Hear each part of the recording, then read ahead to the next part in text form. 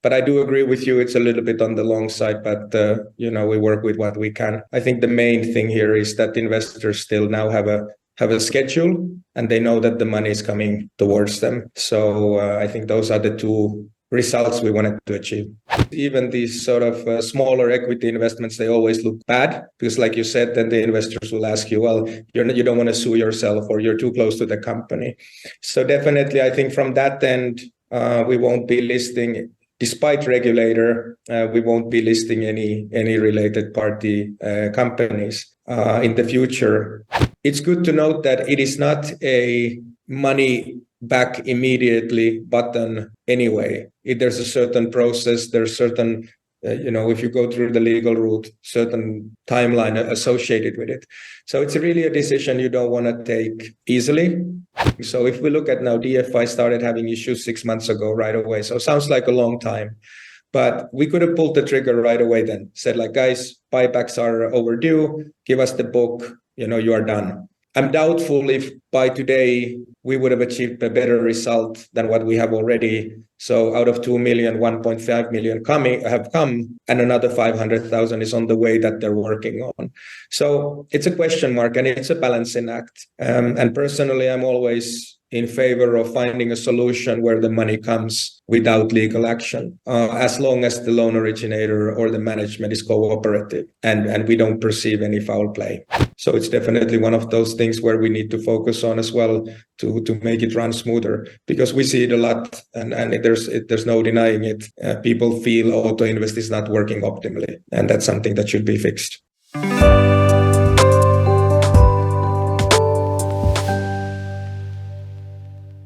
Welcome back to Income Insights episode number 2. Alongside me, once again, Income founder and majority shareholder, Kimmo Rytkönen. Kimmo, good to see you.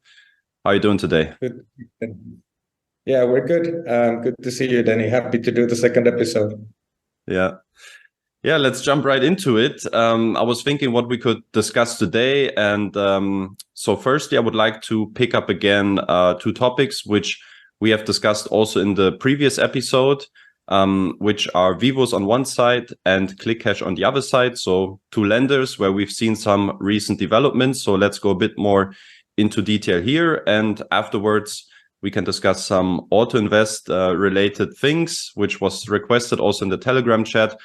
And then towards the end, if we have some time, we can also maybe do a small recap on 2023 and the performance of Income, since obviously this is the last episode of this year. I hope that sounds like a roughly good plan and a good agenda for today. Yeah, sounds good. All right, then maybe we start off with the recent announcement regarding the restructuring of the debt repayments from ClickCash. Now, Income communicated that around 5,000 euros are going to come in to investors' accounts now month by month, starting from December until all the principal is repaid. Now, can you provide some context as far as how this decision evolved? Sure. So yes, the communication, just to clarify it, the idea there was that since there's been rather, infrequent payments from ClickCash, they paid, then we've communicated next money is coming, hasn't come, and they've been struggling with a lot of issues on their end. What we wanted to do with the communication and with the decision was basically reach a place where the investors would know that there's a schedule, it's being dealt with, and the money will come back. Looking at ClickCash cash flows, roughly 5,000 a month is something that can come in. But looking at also how they failed some of the previous promises, we discussed with our main shareholders that we can't continue also like this and towards the investors, because investors actually want answers. They want to have at least some sort of a schedule. And then came the thought that, okay, let's rather do it this way, that we know that the 5,000 should be coming from ClickCash. If it doesn't come, if they happen to go bankrupt, whatever maybe the case may be in the future, as you know, there's a lot of uncertainties, then Income will step in and bridge the payment towards the investors up to that 5,000. And yeah, really the logic there is that that's one way of getting the investors paid down from income funds if it's necessary. And while we then, in a way, take over the claim towards ClickCash as such. So the way we're booking it is that it's a bridge towards them that we pay down to the investors. And yeah, that was the kind of the shareholder discussion, what we had at Income, and said, let's solve the issue now. It's been too long already. And that's the best we could come up with. Why 5,000 euro? Well, we thought that because we're looking at the book, it's around 5,000 euros that's coming from there, from the basically the pledged loan book, what there is at the moment. So we thought that that's probably the right sum also to bridge. So regardless what happens on that end, we'll step over and in a way bridge that cash flow towards the investors. So yeah, it was just a matter of practicality in that sense. Because I was thinking, okay, 5,000 euro, it sounds like, at least some sort of a solution, but I also had like this immediate feeling of it's too low, it's too little of an amount to make really a difference, especially since, if you just break it down with the outstanding principal as of this day, this might be like 2.5 years, like following income, and it may be, a better idea to have a higher amount on a monthly basis if you can afford maybe also to bridge, 10,000-15,000 euro per month to get rid or get hold of this topic even earlier in time. So I don't know if that's maybe like something you were playing around with, like contributing like a good amount from your side as well to also make sure like this topic doesn't take another 2.5 years now on the back of the platform. Sure. I mean, we thought what's the right amount, and then we decided that, and we do realize the fact that it's going to take quite a long time. But then again, every company has its own cash flows, has its own, ability to pay cash out in that sense. And one has to remember also that this is the minimum, the 5K. So if ClickCash manages to collect more and send us more, then obviously it is more. But we thought, okay, the minimum they can deliver, the minimum we see coming in from the book, that's the amount that we cover without it actually hindering our own growth plans and cash flows in a significant manner. And that's the number we settled then for. But I do agree with you, it's a little bit on the long side, but we work with what we can. I think the main thing here is that investors still now have a schedule, and they know that the money is coming towards them. So I think those are the two results we wanted to achieve. Let's look at two smaller details. Will there be like a specific time of the month when the funds are allocated to investors' accounts? And secondly, will you also communicate like which company contributed in which parts to the repayment of the 5,000 euro? Yes, it should be around mid-December. Obviously, if there's an indication that, okay, it's going to be the following week, we'll see if the money is coming. We'll give it reasonable time to see if the money is actually coming from there before we bridge. But regardless, within that month, we always will be bridging. In terms of transparency, we have no problems with that. Actually, that was something we discussed internally with Steffi as well. And this will be updated on the blog. So then investors can see if any money came from ClickCash or was it fully income bridged.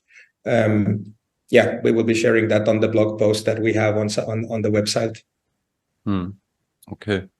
To wrap up on ClickCash, a little side topic maybe. So in the future, I definitely want to have an episode where we go a bit deeper into regulation.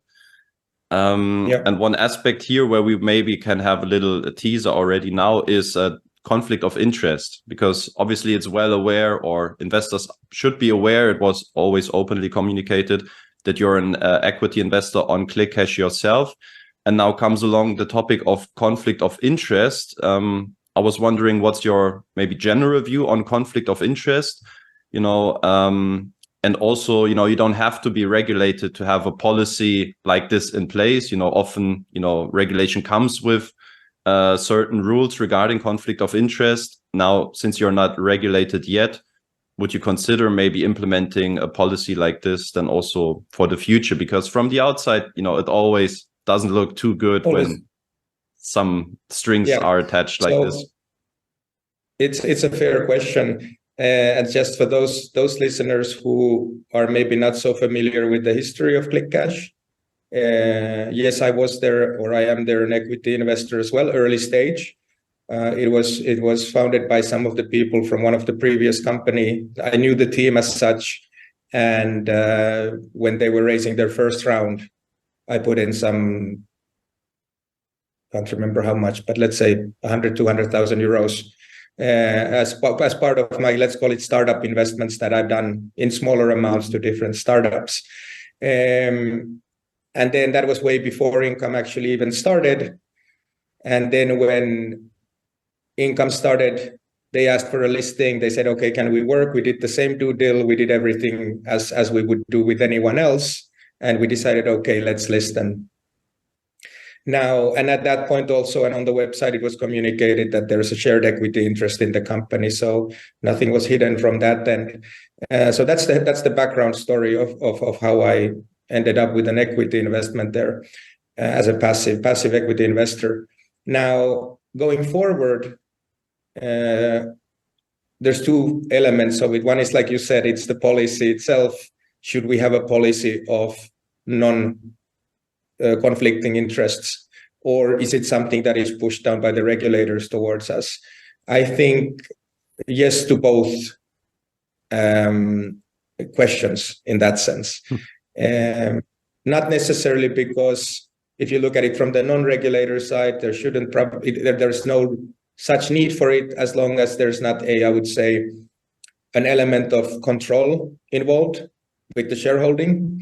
But even I know even these sort of smaller equity investments, they always look bad, because like you said, then the investors will ask you, well, you don't want to sue yourself, or you're too close to the company. So definitely, I think from that end, we won't be listing, despite regulator, we won't be listing any related party companies in the future. More so, we will be looking also what is the size of the book that the company should have in order for not to encounter some sort of problems what we've had with them before. So we've revised our policy a little bit on that end. And then, of course, you have the regulatory issue. So if we are looking to get licensed, if we wish to get licensed, next year, for example, then obviously this will be one of the key things, that equity interest should not overlap. And I think it's already printed in the crowdfunding directive on the EU level, and pretty much everybody's following it on a national level. So I think that's something that will actually be a clear-cut decision, that we will strictly work with third-party loan companies. Mm-hmm. Okay, thanks for those insights. Now then, let's switch to the second lender, where we had some recent news. Vivus Mexico. Like last time we spoke, you sounded pretty confident that the issue would be resolved within the next 2 weeks. Now, obviously, we know the outcome, at least at this point in time. What happened that this topic is still pending? Yes, so the background of Vivus, or DFI Cyprus, is we started scaling down the business with them. If you remember, we had the ideas that they would be listing direct from Mexico. And then essentially the book started dropping in itself already. During that period, or around that time, they also started encountering bank problems, mainly coming from their own bank's policy, as was communicated to the investors as well, mainly coming from their look that they are not transferring funds to anywhere else except other regulated financial institutions, right?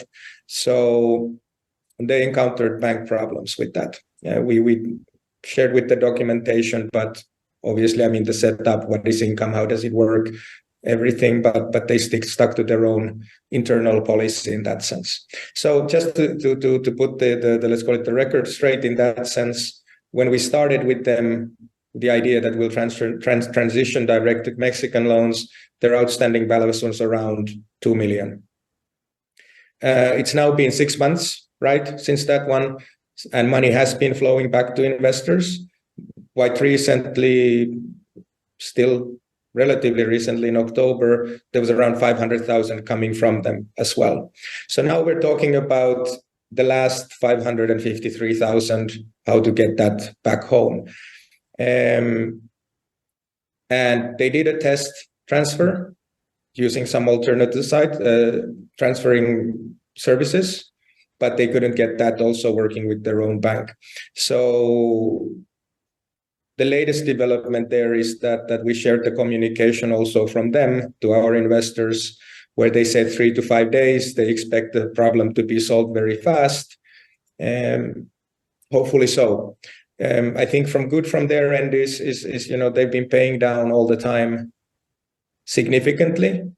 I don't think there's any foul play in there, and the management is very active in talking with us, and we've been very active in explaining to the bank also our business case.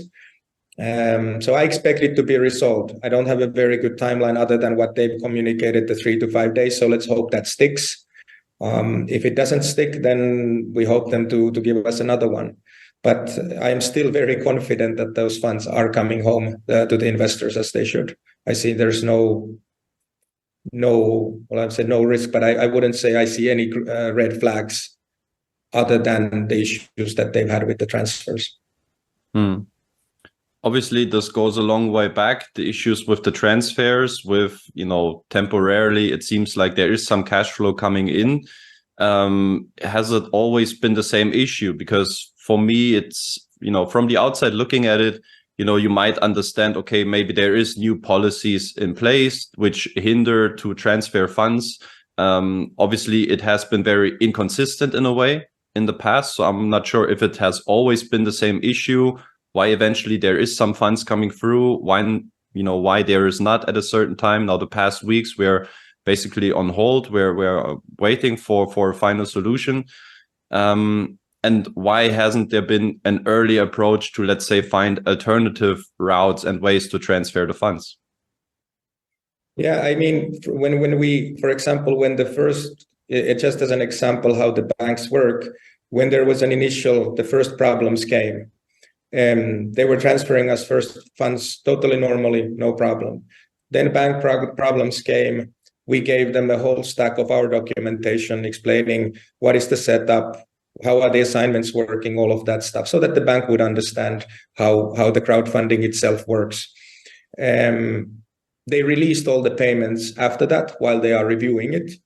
So from that end, it was really clear to us that this is the bank's internal policy as well. It's not an AML KYC issue as such, because if it would be, then they wouldn't have released those funds. When they finalized the review, they said, no, we still think that, crowdfunding, this and that, and it would need to be like a financial institution, like another bank, essentially, where they transfer the funds. So that just shows a little bit of how the banks work. If it's their internal policy issues, they might release from the client funds for the period that they are reviewing, unless, of course, it's AML KYC related. In that case, everything is blocked in today's world. And then when they finalize the review, they close it. So that's just a good example of why it's been erratic, how the money has been coming in. We've received some payments from them through different payment providers as well, which they've been testing. So they are really trying to figure out other solutions as well here. But that's what's causing the erratic. But I do understand how it looks.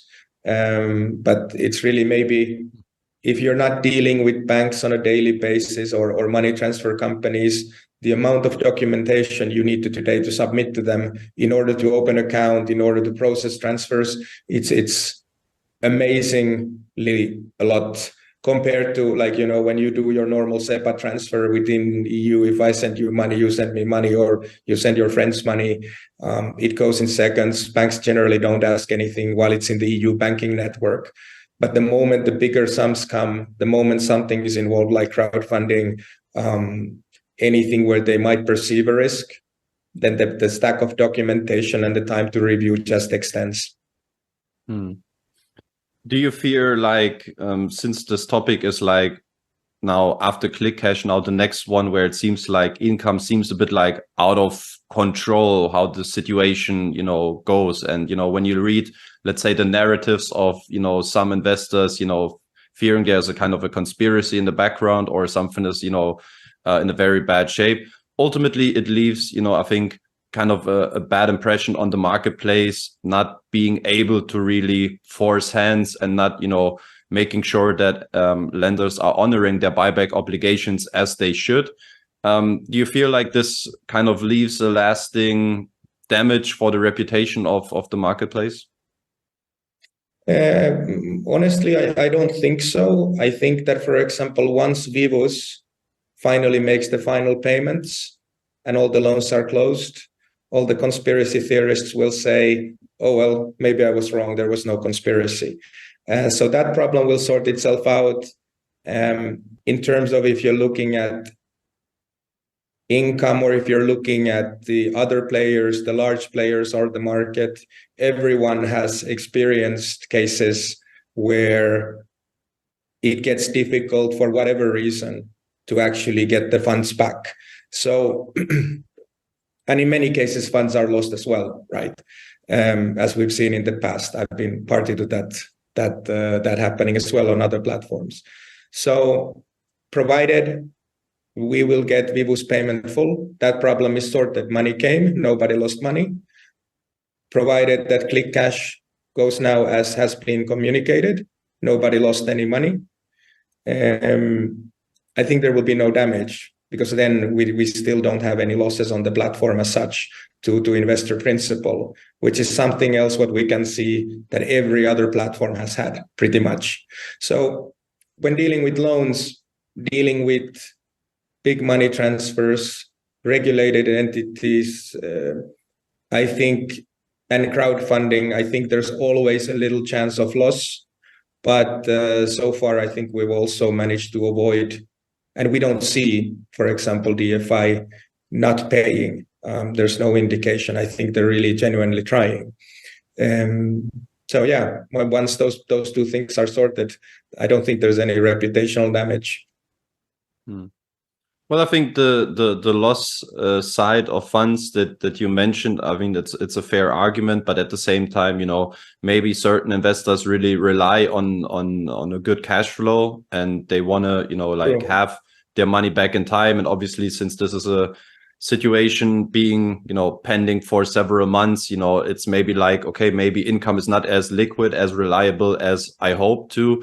So from that perspective, you know, despite maybe money coming back at one point, this still is something that might be impacting the platform, which kind of leads me to my next question is like, you know, from an incident like this, what do you say, you know, what could you actively as a marketplace do and as a platform to prevent situations like this happening again in the future? And is there any learnings that you can also take from the incident now with Vivus?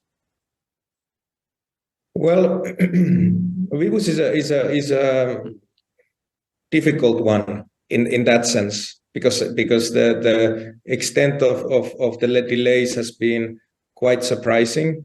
At the same time, we see that they're operational. They're trying to pay. The Mexican entities are operational, working. So how to avoid KYC, AML, other bank-related, transfer-related issues is a very difficult one, because it is not in our hands as such. We do a KYC, we do an AML on all of the future, and also we've done for the current LOs. So, and this is exactly because we need that information for our own, transfer companies, our own banks.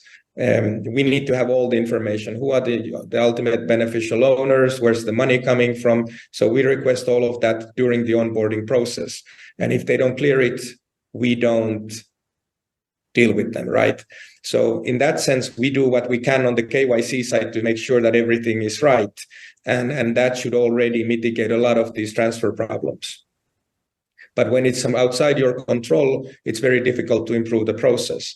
Now, if we jump on the what can we do, for example, to avoid ClickCash type of problems, we can clearly look at smaller books not being so attractive because the legal costs would then eat too deeply into the small loan book.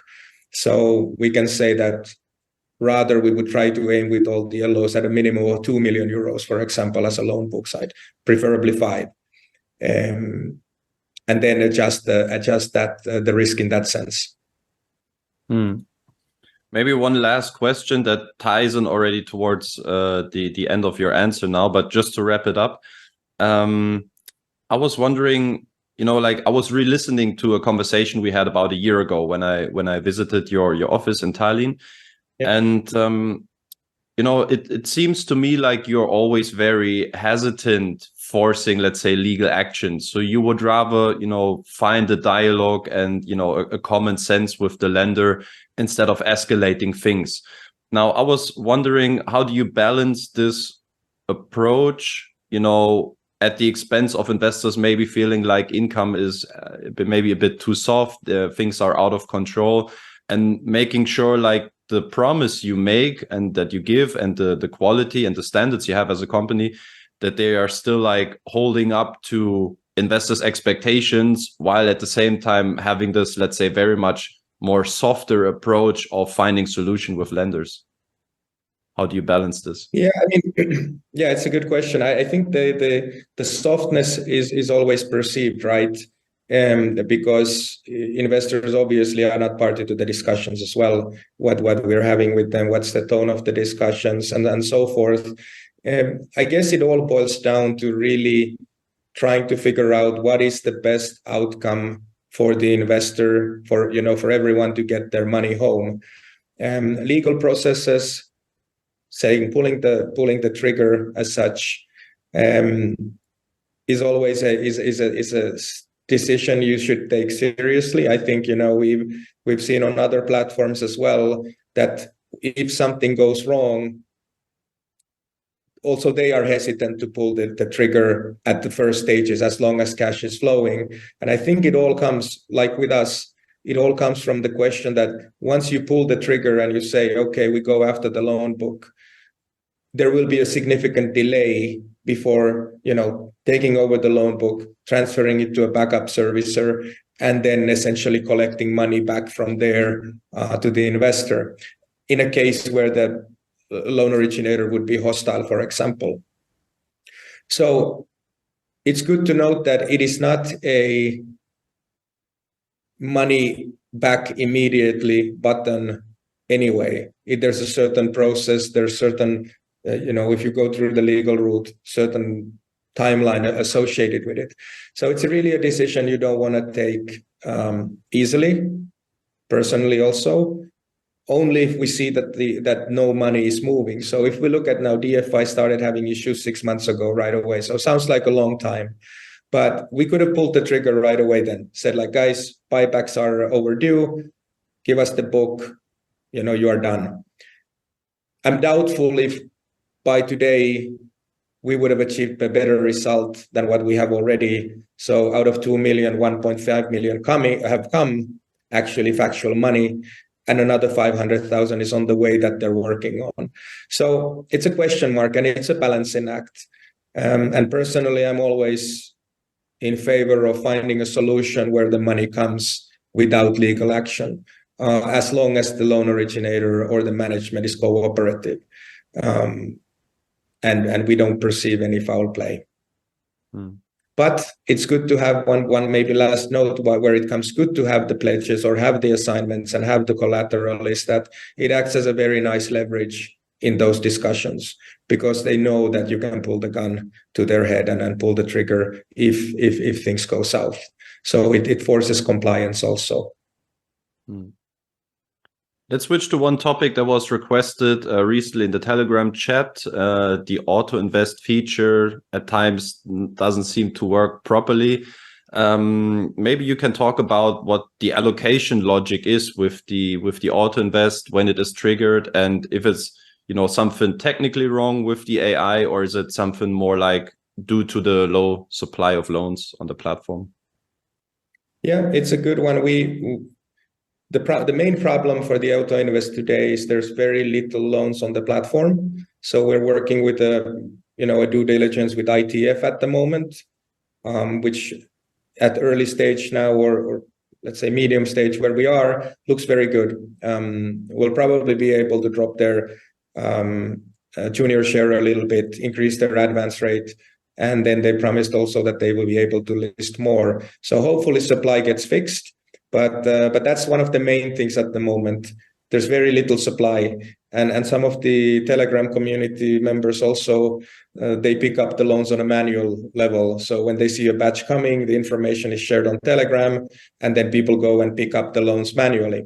Now, I did look into the AI logic specifically also just recently, and it's pretty straightforward. So if you have funds on the account, if the certain filters are met, then it will invest. But what it does it once an hour. And also what it does is the hour depends on when did you activate it. So I guess for a smart investor here, so meaning that it's, if you put it at 8:30, it runs again in an hour, in an hour, in an hour, in an hour. So I guess for a smart investor, you could try to go and activate the auto invest more often. Probably if you set them up at 8:30, depending on what's the middle time for the one, you could maybe play around with it. But that's really that's the main thing. It's once an hour. And that causes probably the thing that if you put it at 8, it will run at 9. If 8:30 loans have appeared on the platform, then essentially possibly all of those loans are gone once the 9 o'clock hour goes. Is there maybe something that, because like from investor perspective sounds a bit like of an headache, is there something that you can adjust from your end to make this run more smoothly, and that, you know, every investor has a passive chance of getting a fair share of the newly loans? Well, I guess the other way of doing it would be to run them all at the same time and allocate then equally to all of them. So I guess that's a question to our CTO and also to Lavrenti in terms of how can we improve it. But at the moment, it is this way. If you have it at 8, if you set it up today 8 in the morning, it will run at 9, 10, 11. If you set it up at 8:30, it will run 8:30, 9:30, 10:30. So, and within these gaps, you could have loans coming in and being already sold out, and therefore you will be not catching those loans. But auto invest is a thing that probably requires constant tune-up. Also, depending on how many loans we have on the platform, what's the overall supply, how many investors do you have? So it's definitely one of those things where we need to focus on as well to make it run smoother, because we see it a lot, and there's no denying it. People feel auto invest is not working optimally, and that's something that should be fixed. All right. Thanks a lot for those insights. Today we kept it a bit more on the lender issues once again, because I think that's ultimately the most pressing thing for many investors, to get as much clarity and transparency of what's happening there at the moment. So thanks for providing those insights, also like clarifying a bit on the auto invest feature. Thanks again for the time, Kimmo, for your answers, and then we catch up again next year about the performance of income. All right, thank you. We'll do so. Thanks a lot.